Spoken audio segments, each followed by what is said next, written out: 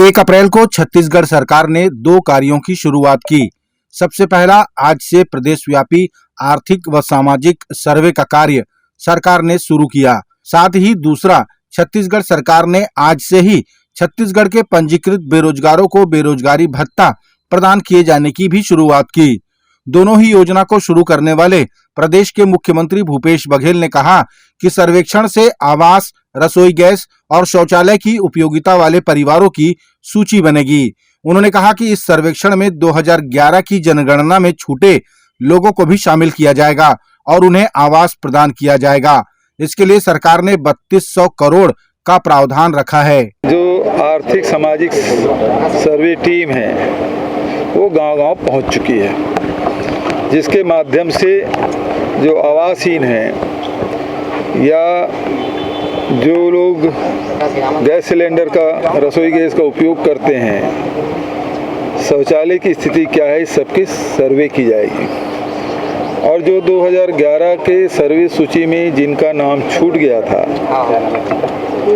ऐसे आवासहीन व्यक्तियों को क्रमबद्ध ढंग से उनको आवास दिया जाएगा। इस साल के बजट में 3,200 करोड़ का प्रावधान किया गया है, जिसमें आवासहीन व्यक्तियों को आवास के लिए सुविधा दी जाएगी।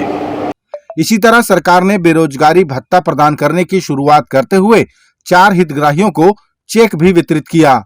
मुख्यमंत्री ने बताया कि पंजीयन 30 अप्रैल तक किया जाएगा। इसमें 1 अप्रैल से हमने लागू करने की घोषणा की थी। तो जो पात्र हितग्राही हैं, हमारे बेरोजगार साथी हैं, वो 30 अप्रैल तक के अपना रजिस्ट्रेशन करा सकते हैं। तो उसको 1 अप्रैल से ही, जो पात्र पाए जाएंगे उसको 1 अप्रैल से ही बेरोजगारी भत्ता मिलेगा। इसकी शर्तें सबको पता है कि 2.5 लाख वार्षिक आय होना चाहिए, 2.5 लाख से कम, 18 से 35 साल की उम्र हो, 12वीं पास हो और छत्तीसगढ़ का निवासी हो और 2 साल से रोजगार कार्यालय में रजिस्ट्रेशन हो। उन सारे लोगों को इस दायरे में आएंगे और उसको बेरोजगारी भत्ता मिलेगा। सरकार की बेरोजगारी भत्ते की शुरुआत को पूर्व मुख्यमंत्री डॉक्टर रमन सिंह ने युवाओं के साथ सरकार का अप्रैल फूल बताया। उन्होंने कहा कि ये सरकार देर से ही सही, लेकिन दुरुस्त नहीं आई। इन्होंने 10 लाख नवयुवकों को बेरोजगारी भत्ता देने की बात अपने जन घोषणा पत्र में साफ शब्दों में की। 10 लाख को 2,500 रुपया बेरोजगारी भत्ता हम देंगे, इसकी घोषणा इन्होंने की है।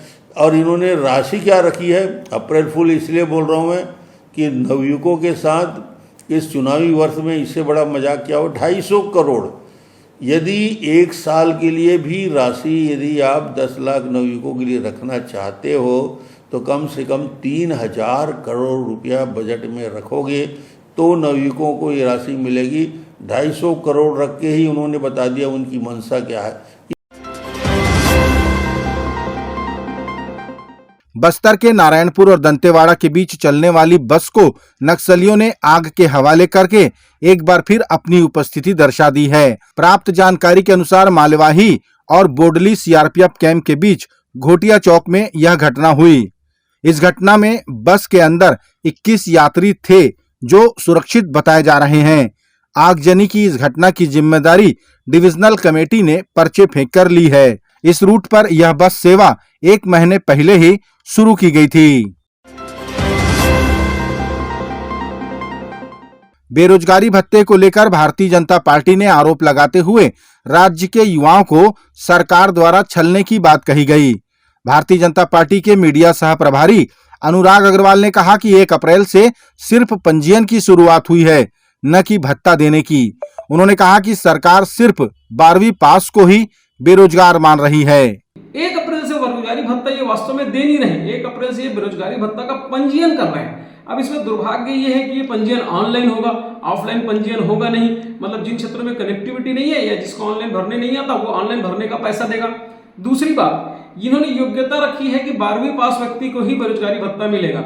मतलब जिन्होंने 12वीं पास नहीं की है उनको ये सरकार बेरोजगार मानती नहीं, उनको बेरोजगारी भत्ता देगी नहीं। तीसरी बात, इन्होंने बेरोजगारी भत्ता में प्रति माह सिर्फ 20 करोड़ रुपए की व्यवस्था की है।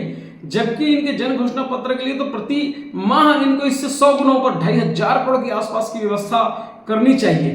चौथी बात ये कहते हैं कि जिस परिवार की सामूहिक आय 2.5 लाख से ऊपर हो उसको बेरोजगारी भत्ता नहीं देंगे, जिस परिवार में 10,000 रुपये पेंशन मिलता हो उसको बेरोजगारी भत्ता नहीं देंगे, और जिसको बेरोजगारी भत्ता मिलेगा उसको कौशल विकास में प्रशिक्षण करना पड़ेगा। मतलब प्रतिदिन मात्र 83 रुपये ये बेरोजगारी भत्ता देंगे, और ये कह रहे हैं कि दिन में 8 घंटा इनको कौशल विकास का प्रशिक्षण लेना पड़ेगा। लेकिन उसके बाद ये बताएं कांग्रेस शासन कि जब से कांग्रेस की सरकार आई है छत्तीसगढ़ में प्रधानमंत्री कौशल विकास योजना, मुख्यमंत्री कौशल विकास योजना, दीनदयाल कौशल विकास योजना तो बंद पड़ी है, फिर ये कौशल विकास देंगे कहां पे?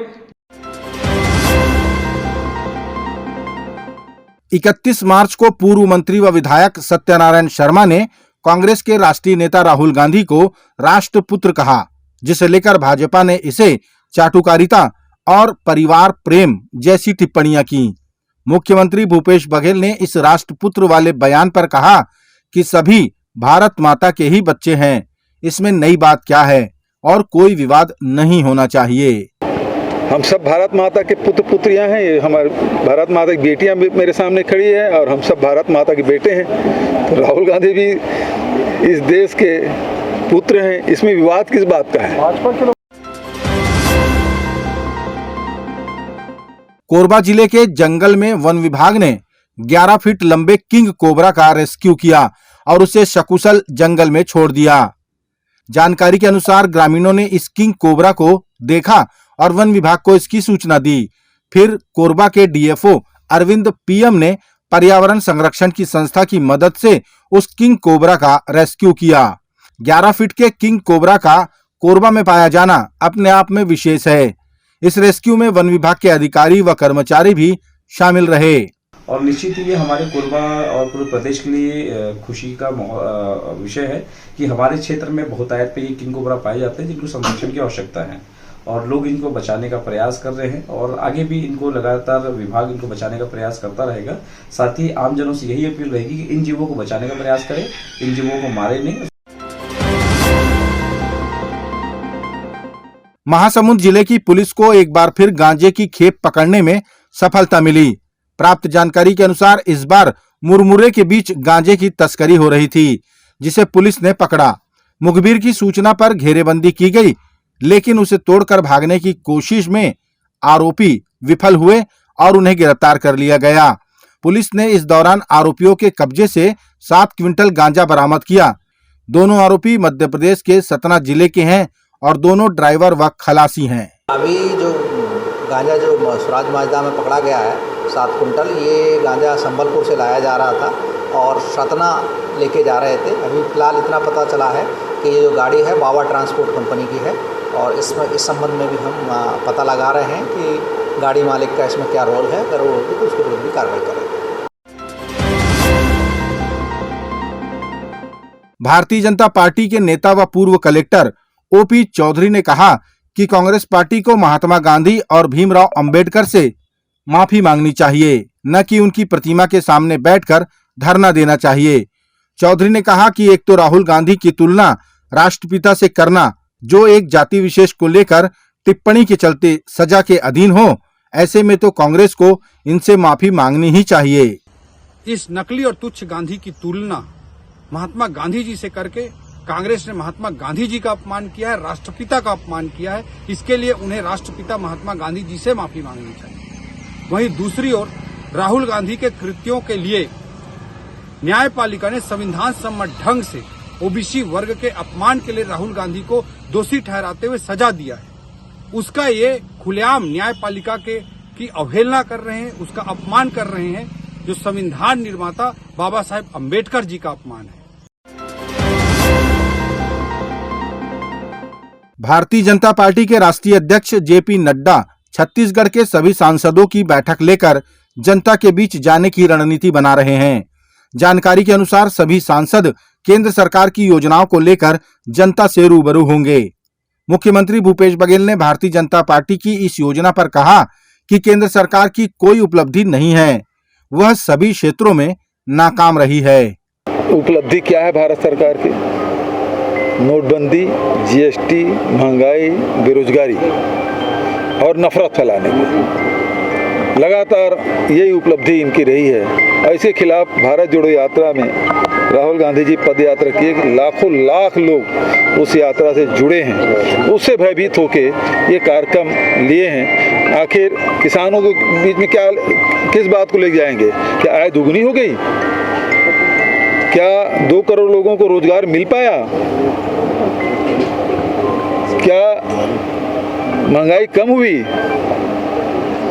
जब सारे क्षेत्रों में नाकाम हुए हैं तो किस बात को लेके जाएंगे? कोरबा जिले के सुतर्रा में स्थित एक इलेक्ट्रॉनिक दुकान में भीषण आग लग जाने से लाखों का सामान जलकर खाक हो गया। रात 2 बजे लगी इस आग को आसपास के लोगों ने देखा और 112 को सूचित किया। दमकल विभाग की 5 घंटे की कड़ी मशक्कत के बाद आसपास के लोगों की मदद से इस आग पर काबू पाया गया।